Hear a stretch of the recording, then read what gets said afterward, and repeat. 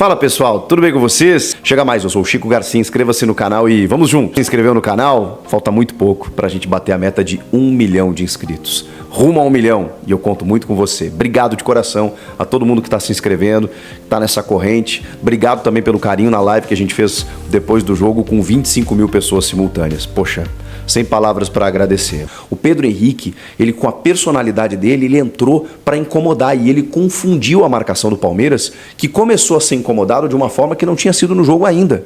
Isso o Pedro Henrique causou. Antes o Gustavo Mosquito pela direita, no cruzamento para o Yuri. Depois o Pedro Henrique, tanto em jogadas pelo flanco, quanto cortando para dentro, como foi a falta que ele sofreu para o Garro fazer o gol de empate. E aí, faltando 5 minutos para terminar o jogo, vem a expulsão do Cássio, vem a falta que o Yuri sofre, sem VAR, uma joelhada na costela do Yuri, tira o Yuri de campo, fica um tempão o jogo parado, ele sai de maca, e a partir dali, o Corinthians ainda assim, já tendo feito as 5 trocas, já tendo perdido o Cássio expulso, com o Gustavo Henrique no gol, sem o Yuri Alberto, o Pedro Henrique consegue aquela falta, ele consegue uma falta, ele carrega um pouco mais a bola, ele sofre outra falta do Rony, e aí o Rodrigo Garro vai para a cobrança.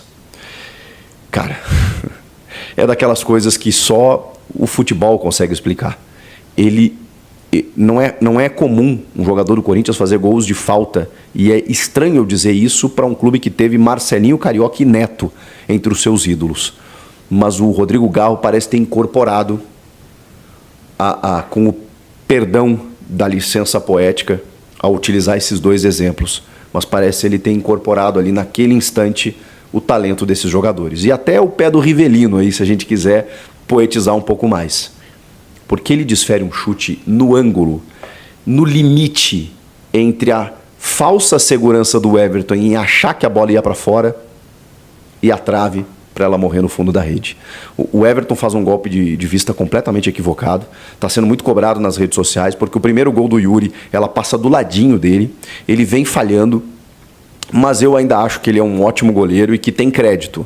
A torcida do Palmeiras, não a totalidade da torcida, mas muitos torcedores pensam diferente. Enfim, eu acho que ele falha nesse segundo gol, que é o gol de empate, que é o gol que determina o resultado. E o resultado, ele cria esse simbolismo para o Corinthians, de uma retomada, de agora 2 vitórias seguidas e um empate, e uma sequência que pode ser muito positiva, com Ponte Preta, Santo André e Água Santa, resultados e jogos vencíveis. O Água Santa venceu nessa noite a Inter de Limeira, ou seja, a Inter, se vencesse o jogo, e ela começou vencendo, mas tomou a virada, iria 16 pontos e o Bragantino tem 15, ou seja, deixaria o Corinthians, que tem 10, numa condição mais difícil de classificação, agora deixou a Inter com 13. Ainda está difícil, porque tem o Mirassol, é um grupo muito complicado, mas como disse o Antônio na entrevista, é jogo a jogo. Não dá para você pensar em classificação agora, por enquanto. Claro que tem que pensar, mas o fato é, você tem que ganhar o próximo jogo. E esse jogo contra o Palmeiras,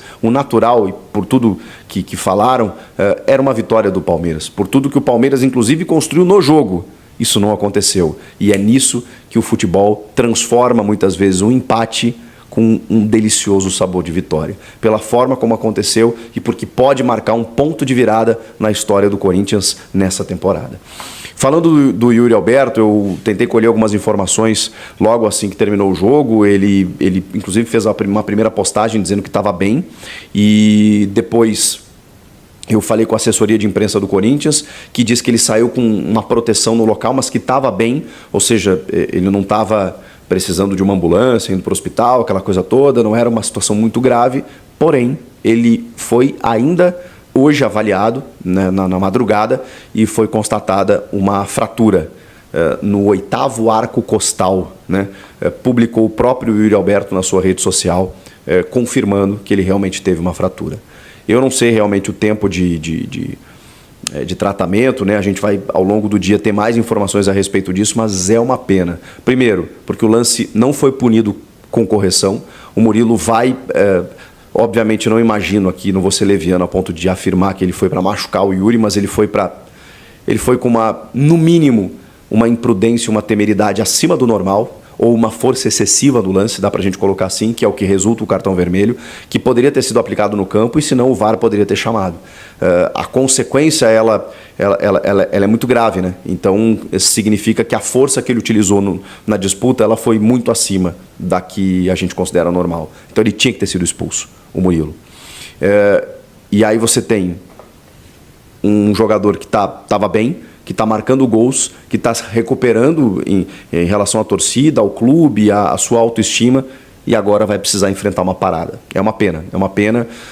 Tem alguns pontos positivos aí, o Pedro Henrique, a sua estreia, o Mateuzinho ainda nervoso, o Félix Torres eu achei que teve dificuldade no mano a mano, o Cássio fez uma partida muito ruim, o Ranieri foi um gigante, um leão, e o Rodrigo Garro mostrou que, mesmo sem ter feito um bom jogo, porque o sistema tático não favoreceu tanto o jogo dele, mas na hora que apertou, na hora decisiva, a qualidade técnica dele entrou em campo, entrou em cena, entrou para a história. E o Palmeiras com aquele sabor amargo de ter desperdiçado muitas chances e ter deixado um adversário se criar. Você não pode vacilar num derby, não pode vacilar contra um Corinthians que está renascendo.